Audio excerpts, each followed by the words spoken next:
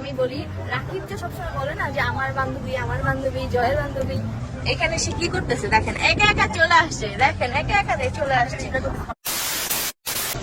Oh my god guys, just look, এত সুন্দর পানি, এত সুন্দর ভিউ, আমার নিজের চোখকে আমি বিশ্বাস করতে পারতেছি না। যেটা পানিগুলো দেখেন, আমরা যখন ওদিক থেকে আসতেছিলাম দেখতেছিলাম যে মানে এত সুন্দর, আর এই দিকের পানি ও মাই গড পুরো সাদা সাদা।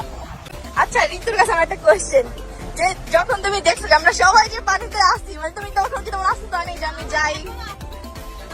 So guys, finally for the first time আমি আজকে বিচে গোসল করতে যাচ্ছি। মানে আমার নিজেরই বিশ্বাস হচ্ছে না, মানে আমি সবসময় কক্সবাজারে যখন যাই তখন আমি কখনোই গোসল করি না, কারণ এই পানিতে গোসল করলে নাকি, এই পানিতে না মানে কক্সবাজারের পানিতে গোসল করলে নাকি মানুষ কালো হয়ে যায়, এইভাবে আমি গোসল করতাম না। বাট আমি যদি এবার কালো হয়ে যাই তাও আমি পানিতে কি বলবো আমি।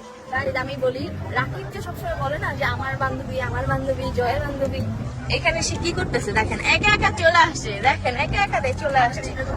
এখানে এনজয় করতেছে না, বান্ধবী দেখতে আসছো? হ্যাঁ কি দেখতে আসছো তুমি? কি আমরা কি বুঝি না? তোমার বান্ধবী, এটাই তো বলতেছি বান্ধবীকে, যে সবসময় তুমি বলো আমার বান্ধবী জয়ের বান্ধবী, এখন তো দেখা গেল আসলে কার বান্ধবী? লুকাই লুকাই এগুলা করে, বুঝছেন? গাইস, থাইল্যান্ডে আসার জন্য আমি সাঁতার শিখে আসছি, তোমাদের একটু দেখাই। দেখো আমি কত সুন্দর সাঁতার কাটতে পারি। ও মাই গড, রেডি? ইয়েস।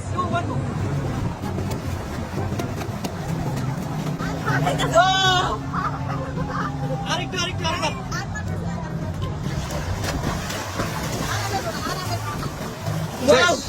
আমি স্পিচলেস, আমি অনেক সুন্দর সাঁতার কাটতে পারি। ও মাই গড, তুমি না দেখাইলে আমরা সাঁতার শিখতামই না।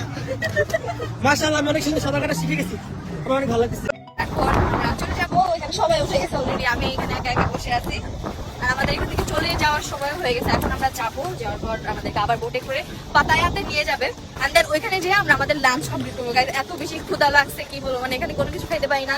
আর কোথাও যে খাবার খেতে যাবো, মানে ওটা হালাল নাকি হালাল না এটা নিয়েও অনেক টেনশন থাকে, এই জন্য ওখানে খেতেও পারি না, খাবার খাইও না বলতে গেলে।